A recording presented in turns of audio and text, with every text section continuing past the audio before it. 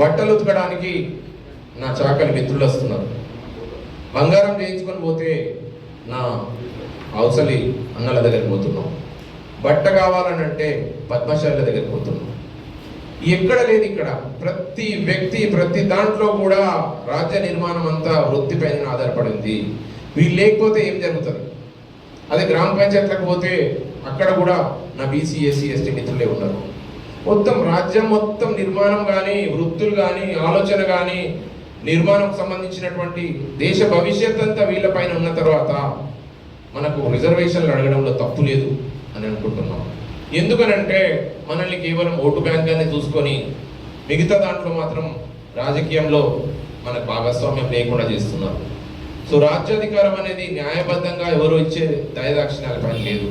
కేవలం మనం రాజ్యాంగం ద్వారా సిద్ధించినటువంటి మన యొక్క హక్కు ఏదైతే ఉందో కంప్లీట్గా మనకు సంబంధించినటువంటి అంశం. అది ఆ అంశాన్ని 100% మనం సాధించుకోవాలంటే అది మంచి గాంధేయ మార్గ పోరాటం ద్వారా సాధించుకోవచ్చు. ఎంతో అవసరం ఉన్నటువంటి ఈ యొక్క బీసీ రిజర్వేషన్స్ అనేటి రాబోయే మా తరాలందరికీ కూడా ఖచ్చితంగా మన పిల్లలకు కానీ వాటి యొక్క ఫలాలు ఎప్పుడు సిద్ధించకపోతే ఇప్పుడు ఉన్నటువంటి ఆర్టిఫిషియల్ ఇంటెలిజెన్స్ కానీ టెక్నాలజీ రూపంలో పిల్లలందరూ కూడా ఎక్కడెక్కడో చదువుకుంటూ రాజ్యాంగం పైన కానీ రాజకీయం పైన కానీ వారికి మినిమం ఒక నాలెడ్జ్ లేకుండా వాళ్ళ పనిలో ఉంటే రేపు ఏదో ఒక రోజు పెద్ద ఉపద్రవం వచ్చినప్పుడు అందరు కూడా అణచివేతకు గురవుతారు. కాబట్టి నేను యువతకు కానీ చదువుకున్న ప్రతి వ్యక్తులకు కానీ విజ్ఞానం ఉన్న పర్సన్స్కి కానీ అలాగే దృక్పథం ఉన్నటువంటి ప్రతి ఒక్క భారతీయుడికి ప్రతి ఒక్క వ్యక్తికి కూడా కోరుతున్నాను, మాకు రావాల్సినటువంటి న్యాయపరమైనటువంటి ఏవైతే రిజర్వేషన్స్ ఉన్నాయో తప్పకుండా మనం సాధించుకోవాలి. అది కూడా నీతిగా సిద్ధాంతపరంగా రాజ్యాంగబద్ధంగానే అలాగే శాంతియుతంగా మన యొక్క నిరసన తెలుపుతూ మేమందరం కూడా విద్య అండ్ విజ్ఞానానికి సంబంధించినటువంటి కొన్ని యాక్టివిటీస్ చేస్తున్నాం. కాబట్టి మాకు కూడా బాధ అనిపించింది. అయ్యో నా బీసీ బిడ్డలందరూ కూడా వివక్షకు గురవుతున్నారు, వారికి అవకాశాలు తగ్గిపోతున్నాయి, విద్యా అవకాశాలు, ఉద్యోగ అవకాశాలు, రాజకీయ అవకాశాలు ప్రతి దాంట్లో కూడా మాకేమీ ఇది లేకపోతుంది.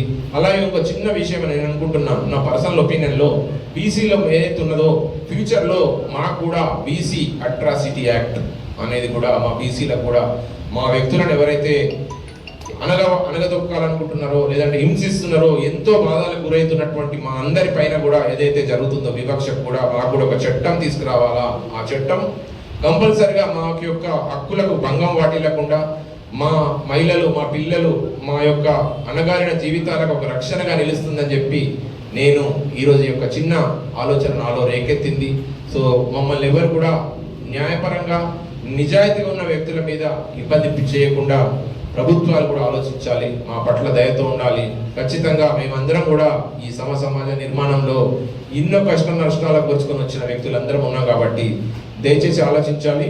అలాగే జేఏసీ ఇచ్చిన ఈ పిలుపు ఏదైతుందో సబ్బండ వర్గాలు ప్రతి ఒక్కరు ఇందులో ఉన్నటువంటి ప్రతి ఒక్కరు కూడా ఏదైతే భావ సారూప్యత కలిగినటువంటి ప్రతి ఒక్కరు పార్టీలకు అతీతంగా కుల మతాలకు అతీతంగా మద్దతు పలకాలని మా యొక్క ఎజెండా మా జెండా మా ఆలోచన మా విధి విధానాలు ఫ్యూచర్లో మా భావితరాలకు అందజేయాలనే సంకల్పంతో మేము ఈ యొక్క కార్యక్రమానికి మద్దతు పలుకుతాం. జరగబోయే జేఏసీకి సంబంధించినటువంటి ఏదైతే ఉందో దానికి మా ఈఆర్ ఫౌండేషన్ తరఫు నుంచి ఉన్నటువంటి బహుజనులందరం ప్రతి వ్యక్తి కూడా ఈ బంధుకి మద్దతు తెలుపుతున్నాం. 100% సంపూర్ణ మద్దతు పలుకుతున్నాం మేమందరం.